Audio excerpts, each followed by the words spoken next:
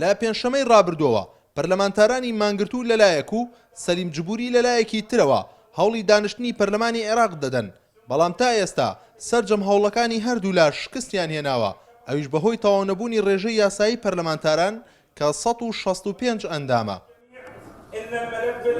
لە کاتێکدا دەبوو پەرلەمان عێراق لە گێژاوی پێکهێنانی کابینەیەکی نوێی حکومەت ڕزگار بکات بەڵام ململانەکانی ئەو دووبەرەیە چەند ڕۆژێک کە کارەکانی پەرلەمانی پەک خستووە و پەرلەمان ناتوانێت هیچ دانیشتنێک ئەنجام بدات ئەم بینین کو پێکێن هەردوو چونکە نوکیا gelek danûstandin navbera her du layan de heye û pîçekê tenazil jî ji tarafê evê mangirtiyê hey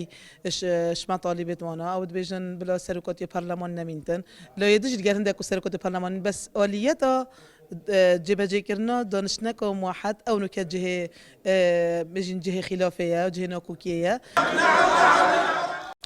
ئەگەرچی لایەنەکان بەردەوامن لە دانوستان بۆ گەیشتن بە چارەسەرێک کە بەدڵی هەموو لایەک بێت بەڵام پەرلەمانتارانی مانگرت و ڕازی نین بە بەشداریکردن لە دانیشتنێک کە سەلیم جبوری سەرۆکایەتی بکات و دەڵێن جبوری شەرعیەتی سەرۆکی پەرلەمانی لەدەستداوە و سوورن لەسەر ئەوەی دانیشتنێکی پەرلەمان ئەنجام بدەن بۆ ئەوەی دەستەیەکی نوێی سەرۆکایەتی پەرلەمان هەڵبژێرن. أعتقد أن مجلس النواب العراقي صوت على إقالة رئاسة مجلس النواب. ئێمە پێمان وایە کە دەنگماندا لەسەر لابردنی دەستەی سەرۆکایەتی پەرلەمان و لای ئێمەش ئەو بابەتە کۆتایی پێهاتووە و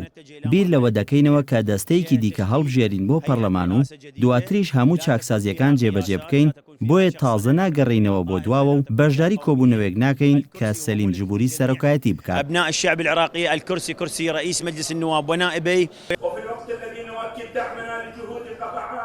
چاکسازی و پێکهێنانی حکوومەتێکی تەکەنوکرات کە دوروژمی سەرجەم لایەنە سیاسەکانی عێراق بوو بەڵام ئێستا بۆتە پرسێکی لاوەکی و هەوڵی هەردوو بەرەکەی پەرلەمانی عێراق لەوەدا چڕ بۆتەوە کە لایەکیان دەیەوێت دەستەیەکی نوێ بۆ سەرۆکایەتی پەرلەمان هەڵبژێرێت و لایەکەی تریش دەیەوێت سەلیم جبوری و جێگرەکانی لە پۆستەکانیاندا بمێننەوە.